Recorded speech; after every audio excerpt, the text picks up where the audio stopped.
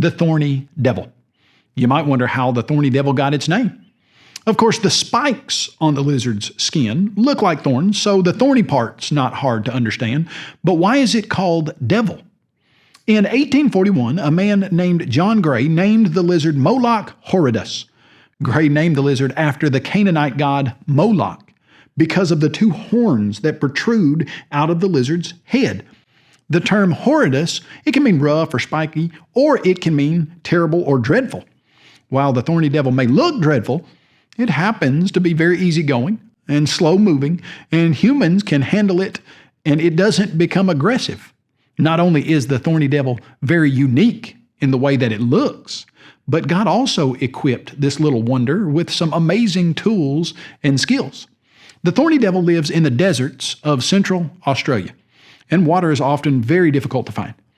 In order for the thorny devil to make the most of any water that it comes across, God specially designed the lizard's skin.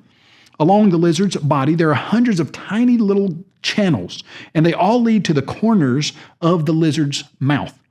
When water touches the skin of a thorny devil, anywhere, on its back, on its leg, on its foot, the tiny grooves suck up the water by using something called capillary action.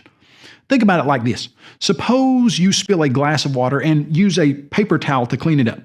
When you dip the paper towel into the water seeps up the towel to the parts that are not even touching the water. Also, it's like putting a wick in oil, and the oil seeps up all the way through the wick, even the parts that aren't touching the oil. In the same way, the thorny devil sucks up water. So if the thorny devil wants to take a drink, it can simply step on water and then use a sucking motion and suck up the entire puddle and bring the water to its mouth with these tiny little channels. It never even has to put its mouth in the water.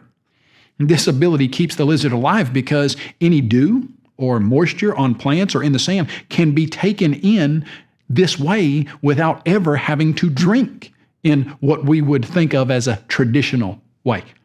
Also, God gave the thorny devil several interesting ways to defend itself.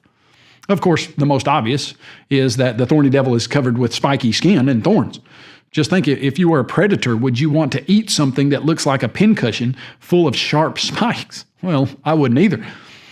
Also, in addition to its spikes, the thorny devil has a false head on its neck just behind its real head.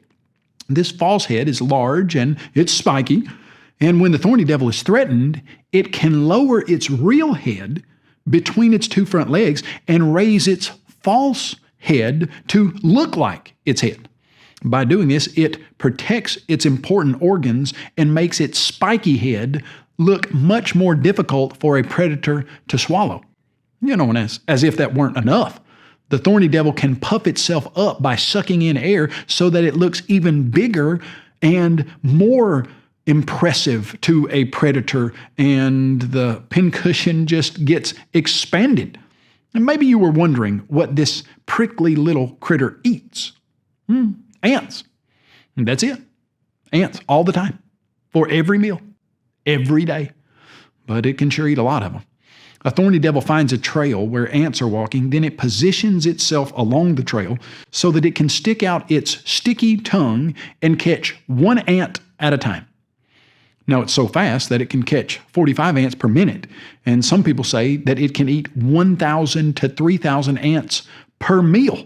Now, that is one ant-loving, bristly lizard. I'd hate to be an ant that came across the thorny devil's path.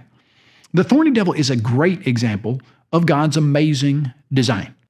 False ideas about mindless evolutionary processes, they can't ever explain the thorny devil's amazing skin and effective defense system. Only God could create such an interesting, ingeniously designed creature that can thrive in desert climates.